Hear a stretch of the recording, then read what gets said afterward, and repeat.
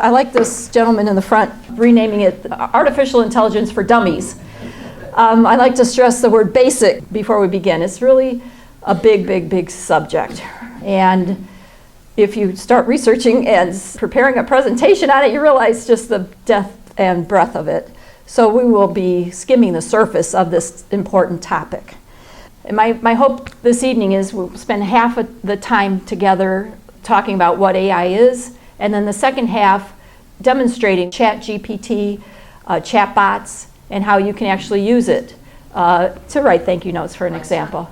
I bet you, as we go through the program, you may realize there are more often opportunities or situations where AI is being used that you were not aware of. So we'll get into some of those. I'd like to welcome you to the Mentor Public Library, Mentor on the Lake Branch. My name is Vicki Eby.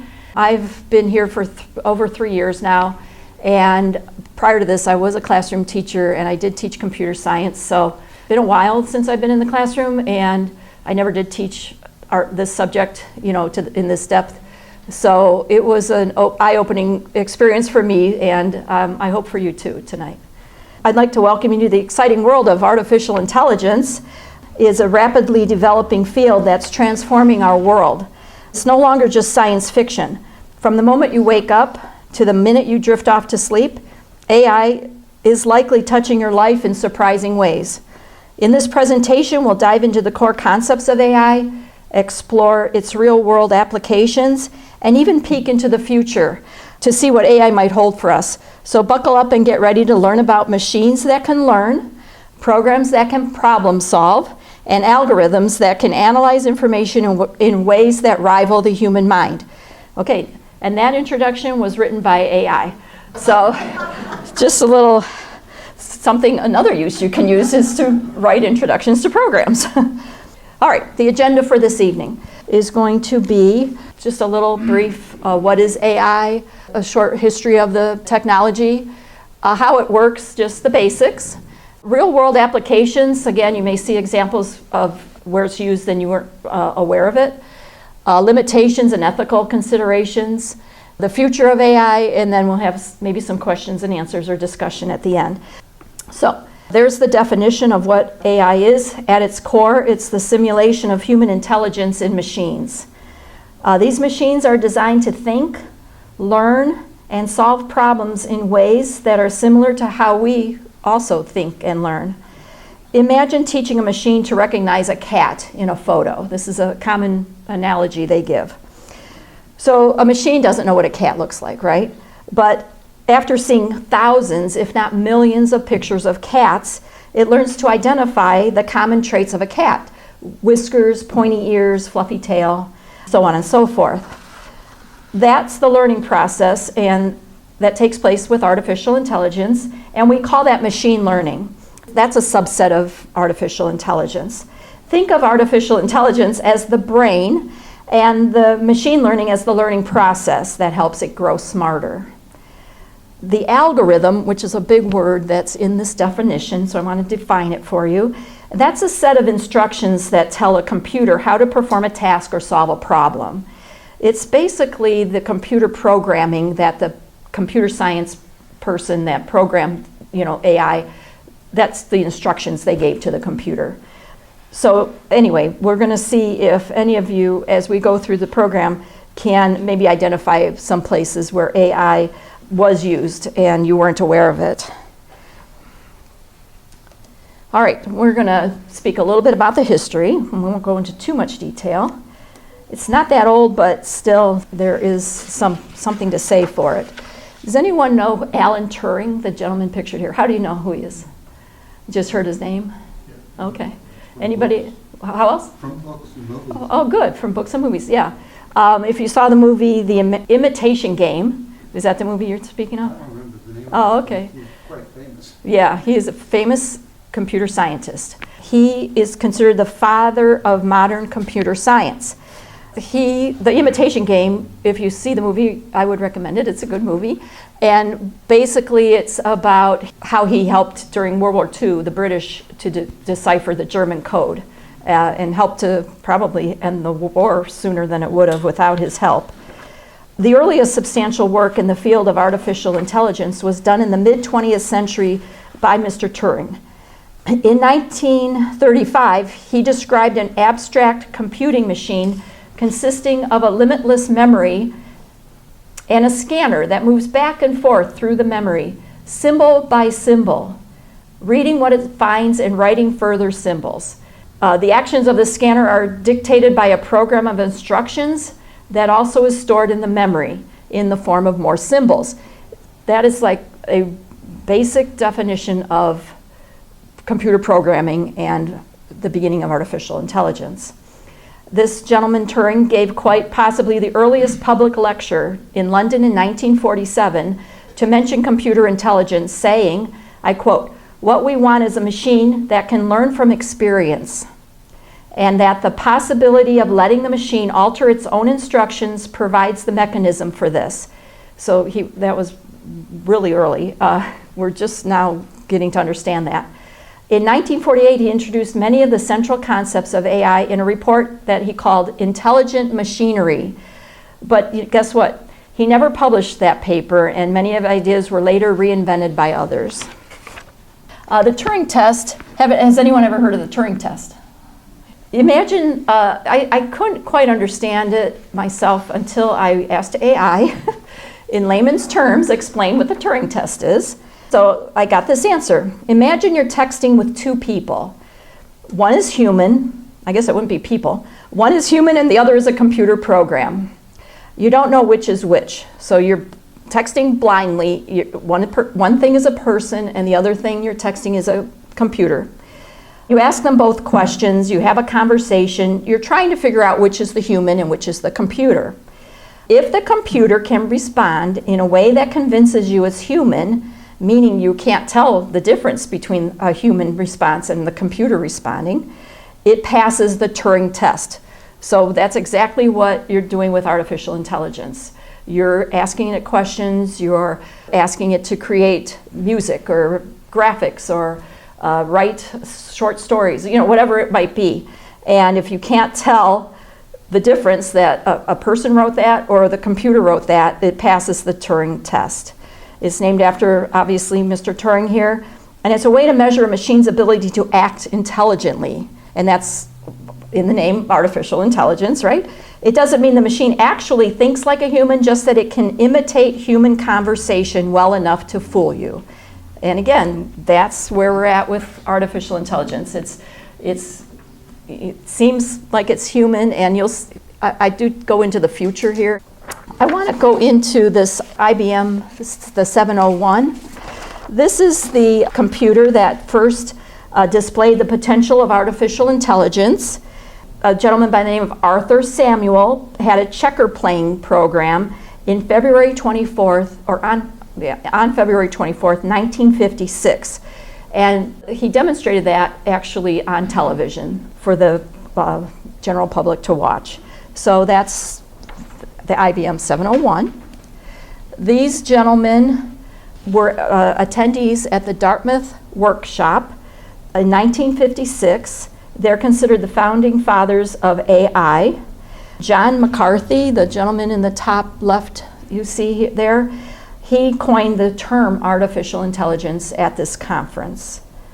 All right, let's move on. Now we're going to look at how AI works. So there's rule-based AI, as you can see on your screen, and there's machine learning AI. But I'd like to give you a good example of the difference. So the rule-based AI, if you're thinking in the terms of cooking, think of rule-based AI as the cookbook. All right, you have a cookbook and it's full of very specific recipes. If you follow the instructions exactly, you'll get the desired result. That's how rule-based AI works. It's programmed with a set of rules. If X happens, then do Y. For example, a chatbot might be programmed with rules like, if the customer says, I want to cancel, then respond with, I'm sorry to hear that. Can you tell me why? So it's basically responding, to a prompt that you've given it.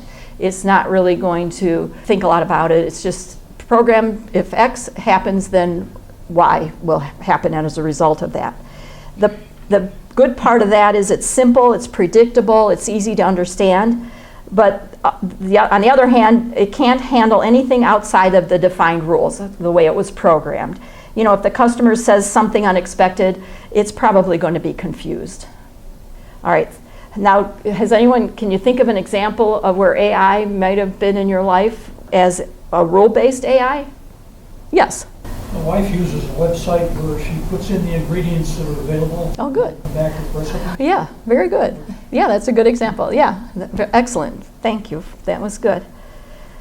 Now, machine learning AI, imagine that's the chef. The chef who has tasted many dishes and learned from experience. They can create new dishes even without a specific recipe by understanding flavors and ingredients. That's how machine learning AI works. It's given a lot of data and learns patterns from it. It's kind of like how you program it to identify a cat. You know, you show it millions of pictures of a cat.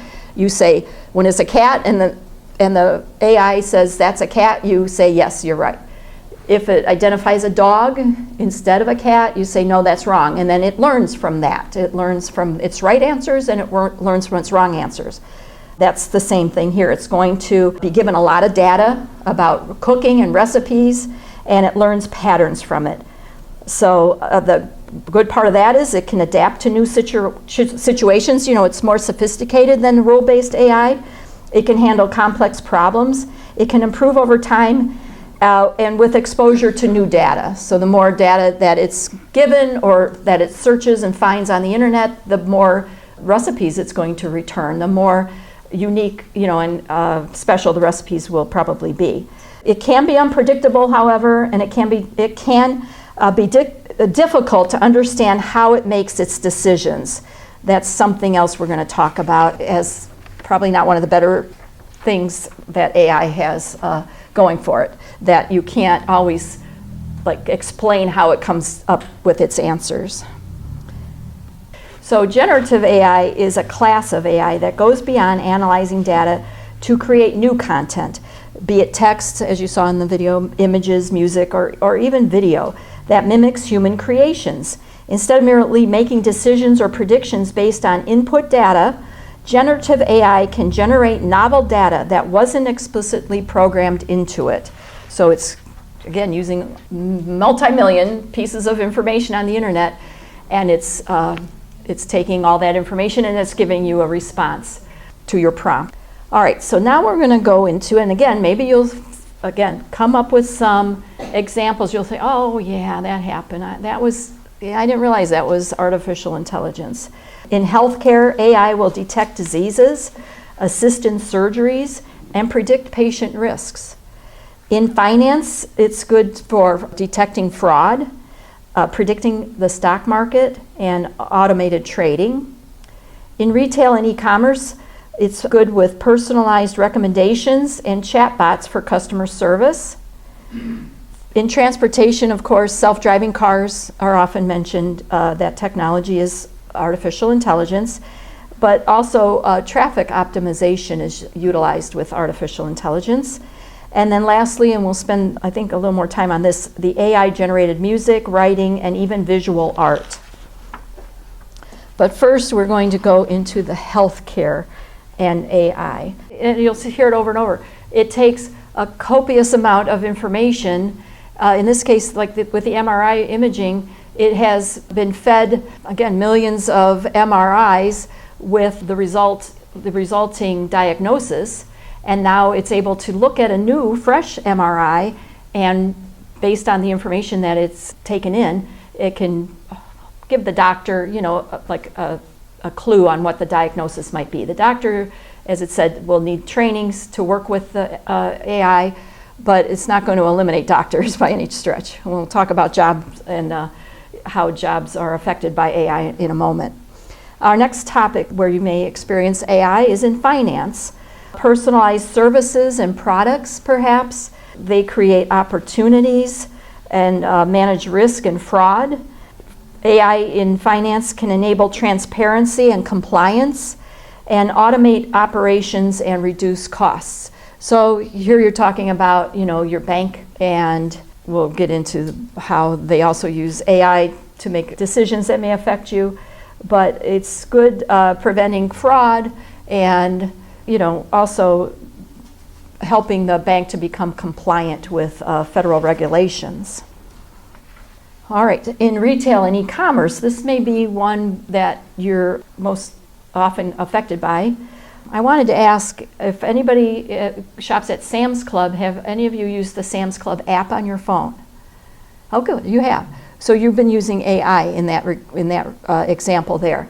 So if you're not familiar with it, if you've been to Sam's Club in Menor, on the at the exit they have like a big thing. I don't know what to call it. Portal. A portal, okay, over the exit.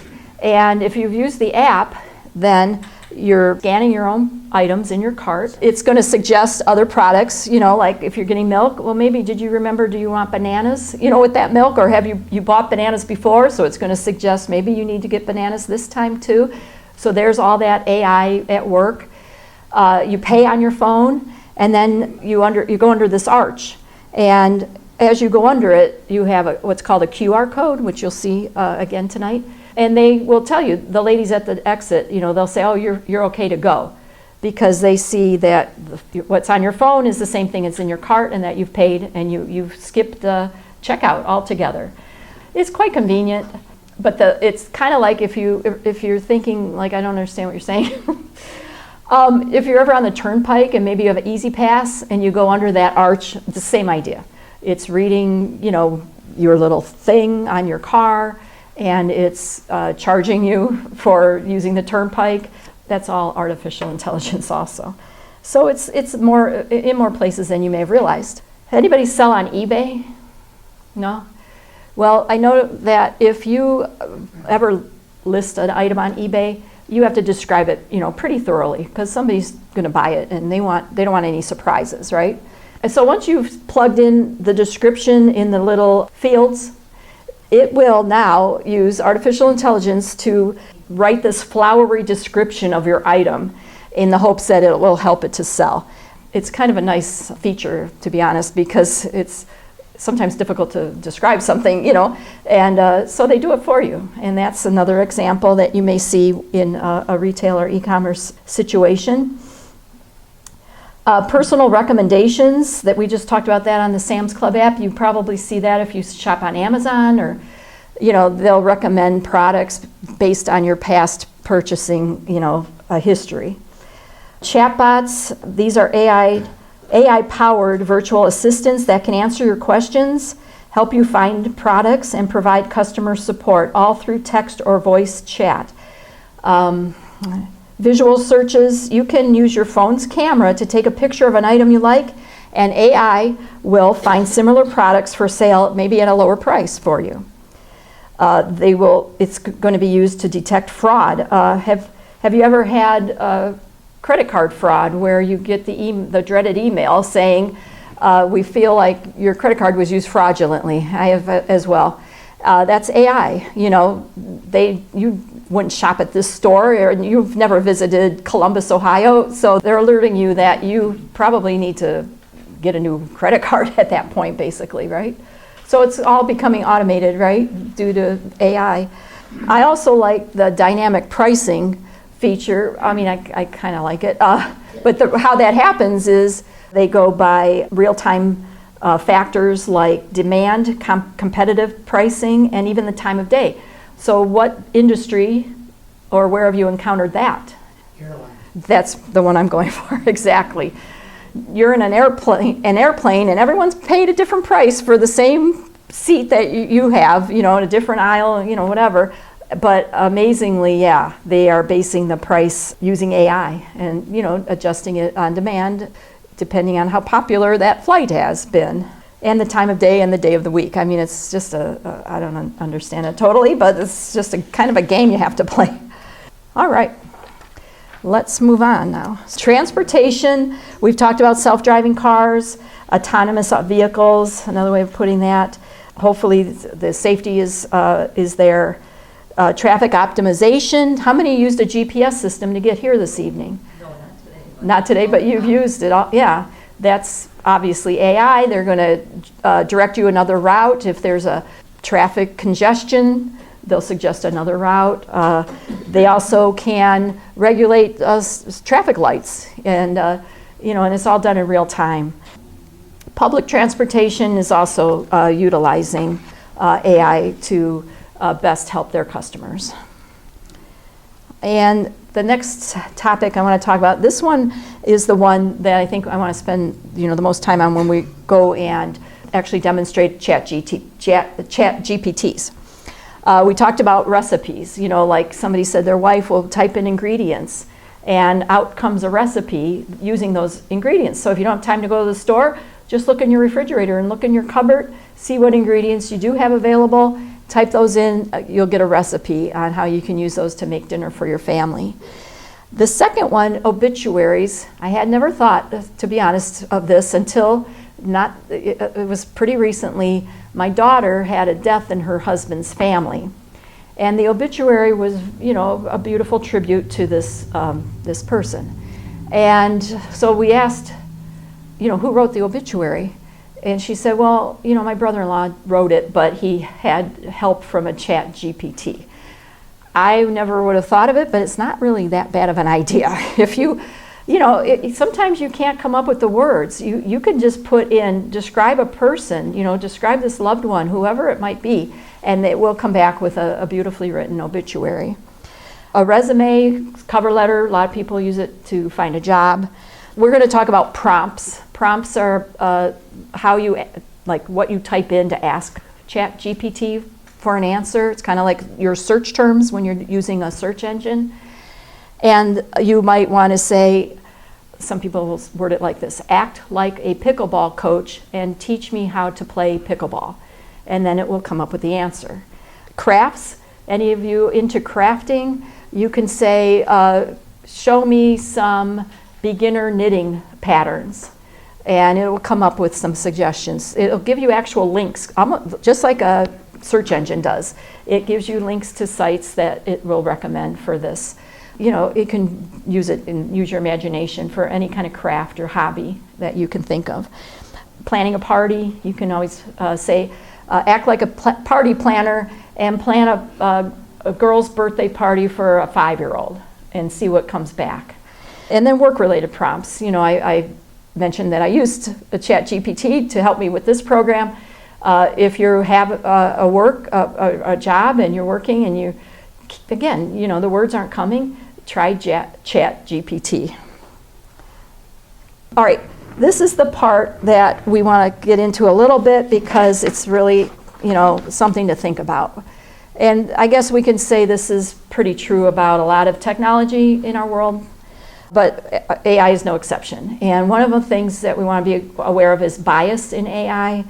If the data that AI is learning from is biased, then the AI is going to be biased also. Job displacement, and I have more information on this. AI automation can replace human jobs. But where else have we heard this? I mean, from the beginning of time almost, right? The Industrial Revolution, we heard that. Oh no, everyone's going to lose their job. But what happened? They retrained people, right? They learned to use the automated factory machinery that was coming at that point in our history. You heard it when computers first came on the scene and everybody had one at their desk. Oh boy, here goes everybody's jobs, But it may be the case, but it doesn't have to be. So we'll talk more about that. The third point I want to make here is with privacy. Again, a concern we all have with pretty much any technology we're using, but AI is no exception. It is collecting vast amounts of personal data, and you only hope that the people who are collecting it or the machines that are collecting it are using it, and have protection for our personal information. And then lastly is terminology associated with AI decision transparency. And we're going to mention again coming up here, but it's when a decision is made using AI, but no one can explain how it came to that decision. That's decision transparency. It's not always explainable, which is not always that's a concern, right? You need to kind of know how did that decision how did so-and-so or whatever come up with that decision? Well, you can't always tell with AI. All right, so touching on job disruption a little more, you can see the jobs on the left are just some examples of jobs that may or may not be displaced because of AI. And the jobs on the right are are jobs or careers that may be created because of AI. So luckily the list on the right is longer than the list on the left, but they're both incomplete lists. But I want to give you an example too of how maybe what kind of jobs might be eliminated, for what reason. Well, you pretty much want to look at how AI is overlapping the tasks and skills related to your job. That's one thing you're going to look at. And the other thing is a new term that I never heard of before, complementarity. Complementarity is how well a job is shielded from AI-driven displacement. So you have the exposure to AI, how much is your job exposed to AI, but is your job shielded from AI-driven displacement? And I have an example.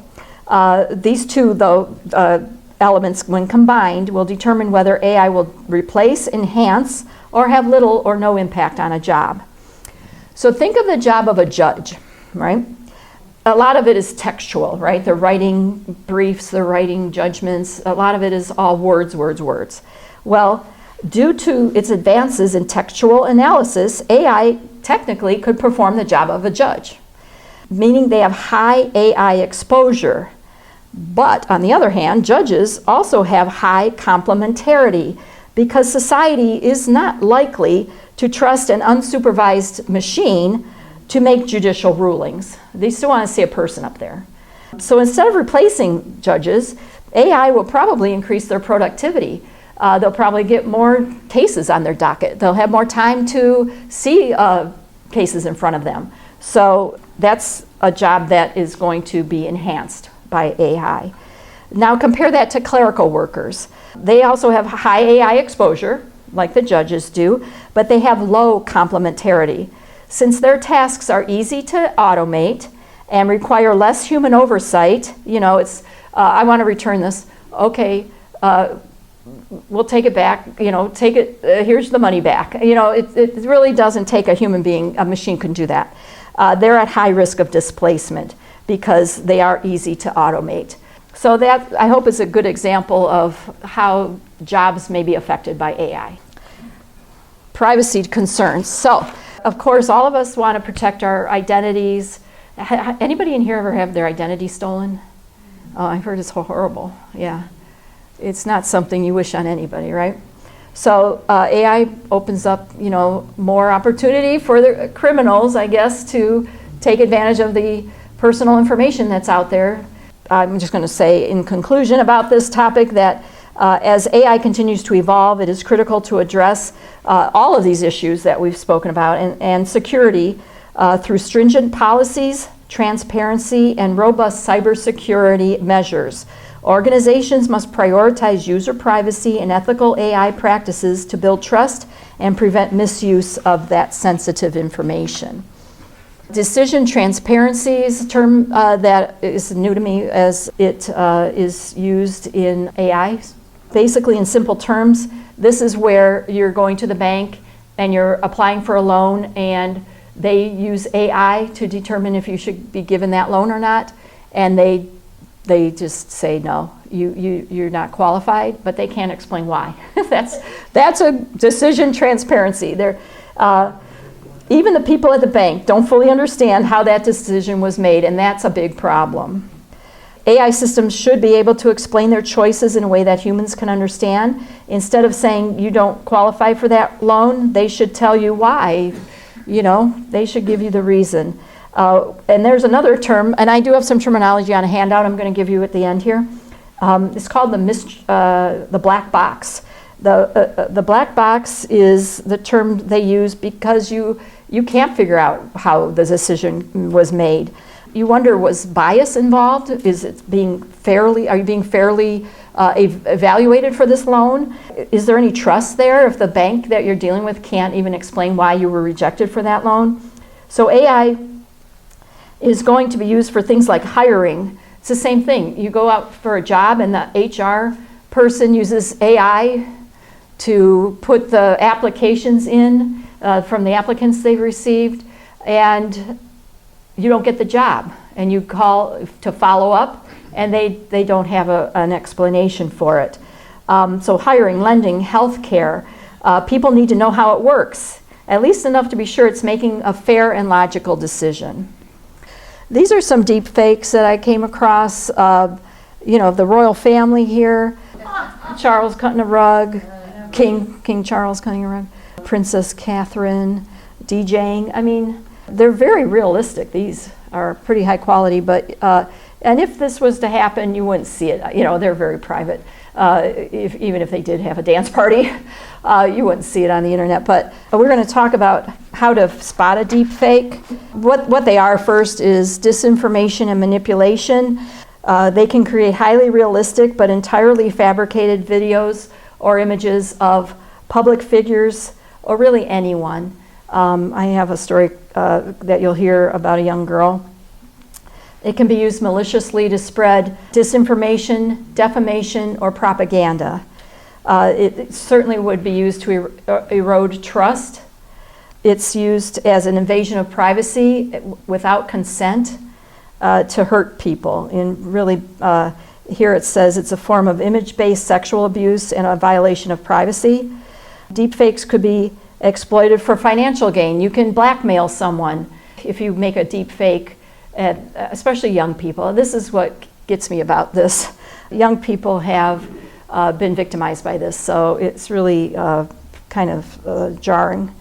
And then, of course, there's ethical and legal concerns. Of course, people will say, I have the freedom of expression, but, you know, yeah, you can be argued about that. And then the last term, there's a term you may have heard in the first video I think I showed, hallucinate.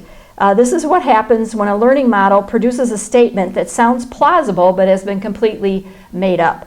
And you'll see when we go into the ChatGPT programs how they will say, you know, this information could be incorrect, please, you know, verify it before you use it. They all have a disclaimer because of that, to hallucinate.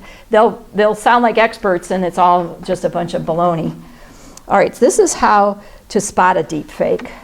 You know, you may see a person, you know, that you admire or someone famous that you are listening to a video of them, but it doesn't seem right. And here's what to look for. Look for skin color, discoloration. Maybe the words aren't matching the movement of the lips. The lip syncing isn't correct. Maybe the voice is not matching up with the person that you're seeing. And then look at, too, that the face, you know, sometimes, I mean, we use the example of having too many fingers on the hands. You may see stuff like that on the face, too, as far as the size of the parts of the face. And also, you know, just have your critical thinking cap on when you're looking at some stuff online. I like to say that if something doesn't seem right, it's probably not right, and you want to ask yourself, does what they're saying, does it make sense for them? Like, is that something I would have heard them say, or is it somebody that created a deep fake? And then also ask yourself, does this match up to what I know about them?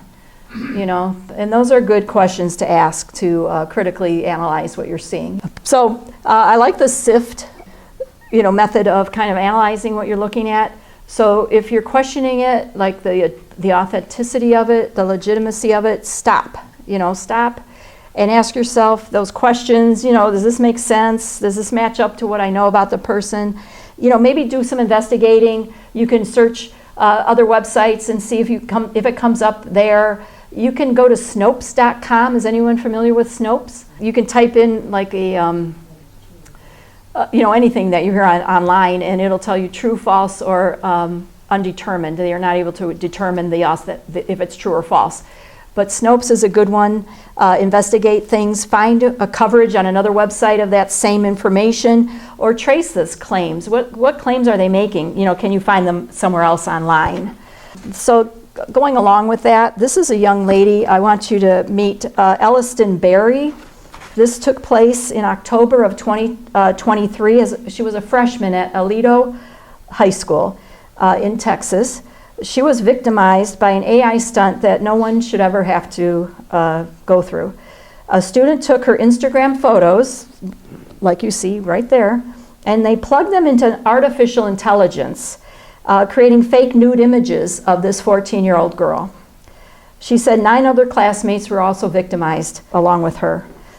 The Take It Down Act, this is the information I just found this week, is a bill that was introduced in the Senate by a bipartisan group of lawmakers. Ted Cruz and Amy Klobuchar headed this undertaking. This would make it a federal crime to publish or threaten to publish non-consensual intimate imagery, including digital forgeries crafted by artificial intelligence. The bill unanimously passed the House earlier this year, and Senator Cruz said Monday he believes it will be passed by the House before becoming a law. Now, the bill will require social media companies like Snapchat, TikTok, and Instagram, and similar platforms like that, to put procedures in place to remove such content within 48 hours of notification by the victim. This poor girl's mother went 8 months asking these platforms, please take this down, please take this down, please take this down. And they would not comply until Senator Cruz intervened, and then they were removed. And then now this law is being passed, thank goodness. So it's a serious situation, deep fakes are, and it hurts a lot of young people. All right, switching gears here, I want to go into ChatGPT with you now. You're going to use ChatGPT. Some of them allow you to use them without creating an account, and some of them want you to sign into an account. Yes? What does GPT stand for? Oh, I knew someone was going to ask. I have it written down because it was not intuitive to me. Generative pre-trained transformers. It makes little to no sense to me, but it must make sense to someone. So prompt writing is what you're going to do. You're going to get like a search box, right, when you go to a search engine, when there's a good comparison. And you're going to type in a prompt. And there's better ways to write prompts, much like there's a better way to write search terms in a search engine, you know? You want to be clear and specific. Instead of saying, tell me about AI, you can say, can you explain how AI is used in healthcare? It's more specific, and it will focus on more relevant details. How about the second one? Instead of write an email, you've got to provide some context, right? Write a formal email to my manager requesting a leave for medical reasons. And this will ensure a more relevant response. Number 3 here, use role playing, and that's the one where you want to say act like a chef, and give me a recipe using these ingredients, or act as a financial advisor and suggest investment strategies for a beginner with a $10,000 budget. So you're giving it this chance to role play. Next is to specify the desired format. Instead of summarize this article, you want to say summarize this article in 3 bullet points. Be more precise, be more specific. You'll get a better result. You can also say, we'll play around with this. Use step-by-step requests for complex topics. Instead of explain quantum mechanics, say break down quantum mechanics in simple terms, starting with basic concepts. And then, like I told you, if they're too basic, then it'll come back and say, is this what you were looking for? And then you can say, well, it's a little too basic. Can you go into a little more detail? Something like that, and have this conversation back and forth. Ask for multiple options. Instead of saying, give me a title to my blog, you can say, give me 5 creative blog ideas for an article about remote work productivity. And this gives you obviously more flexibility to choose a good title for your blog. If the next is refine and iterate. If it's not perfect the first time, like I said, you can go back and say, you know what, that wasn't really what I was looking for, and reword it. Can you make it more engaging and persuasive, And then lastly, you want to set constraints when needed. Summarize this in under 50 words. Write a humorous tone. So those are some tips when you're writing prompts. So now, excuse me, I want to give you some examples. What does it look like in your room? Has anybody ever seen this? I know like Wayfair.com I think does it. Found it on Target, so I'm going to try and see if this works. It's been working in practice. So this is a table that you can buy. It's currently out of stock, so I hope nobody's interested in it.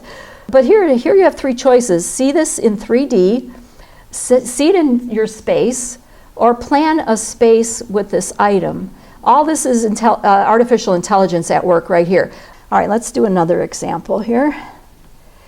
We talked about selling on eBay. Mental health therapy is starting to use AI. I'm not familiar with it very much, but it's another example of where you may want to use it. History from those who've lived it. I can see it being used in a classroom. It's fascinating that these people can, their memory can be kept alive. Anyway, that's another great way of using artificial intelligence. Google searches, have you noticed when you search Google now, they give you a little AI summary of the results, that you're asking for. It might come in your email. Have you noticed it on your email? I've noticed it lately. Before I even open an email message, it'll give me a little summary of what the message says. Kind of like when somebody leaves a message on your phone and it types it out. You don't have to hear it, you can read it. All of those are examples of it in our life. I want to have some fun with this. And I'll give you the handout, like I said, before you leave, be sure to get one. They have the QR codes, so you want to take a picture of the code. Otherwise, you can just search these things on the internet, but the QR codes are good ways to give you guys links to them. ChatGPT is a good one. DeepSeek is the one that China came up with. This was in the news about 2 weeks ago. The interesting thing about the DeepSeek Chinese one is if you, they have experiments that you can watch online. If you ask it, what happened at Tiananmen Square, it will start populating an answer, and then it'll go away and it'll say, I can't talk about that. What else would you like to know? So I'm logged in, so it's telling me hello, and now I can ask it anything. Now this is where the fun begins. I have some. I asked ChatGPT for some examples, like if you were teaching a class and you wanted to have some sample, like what prompts could we give it, so we could say one, like I want some of these to come from you guys. What would you like to know? Is there anything that you'd like it to know? I mean, you can ask it to write a haiku. You can ask it to summarize the plot of a book. You can ask it to act like a historical figure and ask questions or answer questions. I did play with that one. So I'm going to say that. Wait, does anybody have one they want to try? Go ahead.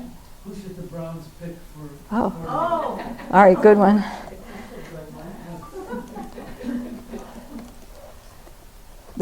I'll put Cleveland Browns. For their first draft choice. All right, let's see so there it's generating the answer. Oh boy, it's always tricky. Then, do they have the number 2 overall pick? Yeah. That's what it's telling me. Here are the names. That's a good one? All right. Didn't give us an answer, though. We know all that. Oh, players mentioned in mock drafts. So you don't, all right, so you're not happy with the response. Look at the all right, I want to point out a couple of things here. First of all, the disclaimer I was telling you guys about, Gemini can make mistakes, so double check it. Always on these things, because they have that hallucination effect. But look what it says. To get the most up-to-date information, I would advise watching sports news closer to the draft. So, yeah, right? I want to hear that haiku. Okay. All right. What should we have it write? What topic should we have the haiku written about? How about springtime? Okay. All right. So we're going to say, write a short haiku about a spring day. Is that good? Okay. Write a short. I mean, all haikus are all pretty short by nature. Haiku about a spring day. All right. Enter. Oh, wow. Okay, it's a beautiful piece of poetry. Warm sun, soft breeze blows, tiny buds burst into bloom, new life fills the air. Not bad. Not bad. All right, let's try. Does anybody, can you think of, like the example they give you for role playing, act as an historical figure is, you are Socrates. What are your thoughts on virtue? But we can come up with a better one than that. Can you draw a picture with it? Okay. You say, draw a ceramic pot. All right, let's try it. Ceramic. All right, so we're going to see if it comes up. Creating your image with Imagen 3. Now, okay, let me tell you about Chat GPT websites and apps. They will find images on the internet and then give you that image. You know, in order to like come up with original graphics, you have to kind of pay for that. Right now, we're using a free version. They will often say, you know, update or you know, upgrade to whatever in order to get an original piece of yourself. Yeah, get your checkbook out. Yeah, yeah, it found it on the internet, I'm sure. What else? Anybody think of another one? About the best value or best price for an SUV, best value on price on an SUV. All right, the best Size SUV. price for a mid-size SUV. Learning about what's important. That's right. Okay. All right. So it's saying that you have to consider many factors, and best can mean different things to different people. So how to approach this, and some vehicles often cited for their value. All right. So it's giving you the Kia Sorento, the Hyundai Santa Fe, and the Subaru Outback. Chevrolet Blazer and Volkswagen Atlas. And then here you go. So this is where you're getting that search engine vibe, where to find pricing information. It's alerting you, you know, and sending you to other sources. And then important notes. And then, of course, I hope this information helps. Okay, let's try a different one because much like search engines, sometimes you find, you know, you like one better than the other. Let's try this Microsoft Copilot. Okay, so now we can ask it, same idea. I would like to say, let's say, act like Abraham Lincoln. Whoops. And what? And what are your thoughts?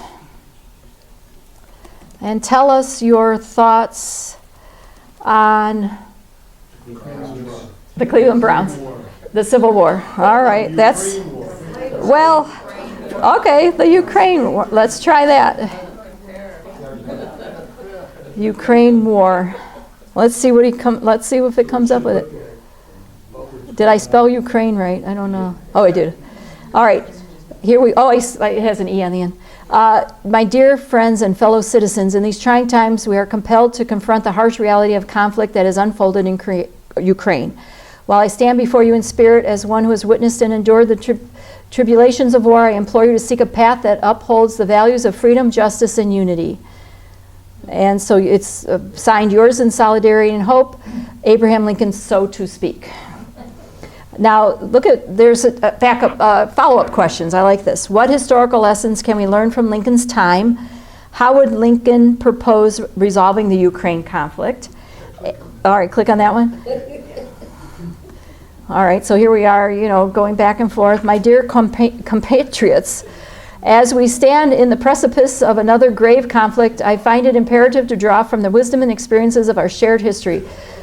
The war in Ukraine, with its profound implications, demands a resolution that embodies our highest ideals of justice, liberty, and peace. And he goes on. Finally, I would appeal to the better angels of our nature. You know, a quote from Lincoln himself.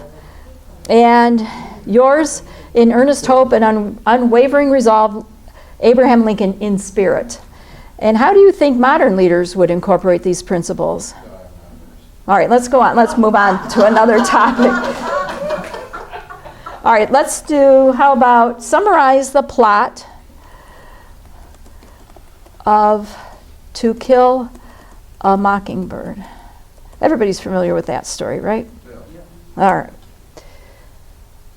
To Kill a Mockingbird by Harper Lee is classic. So this is where the English teachers have problems with students entering these kinds of prompts and getting these responses back.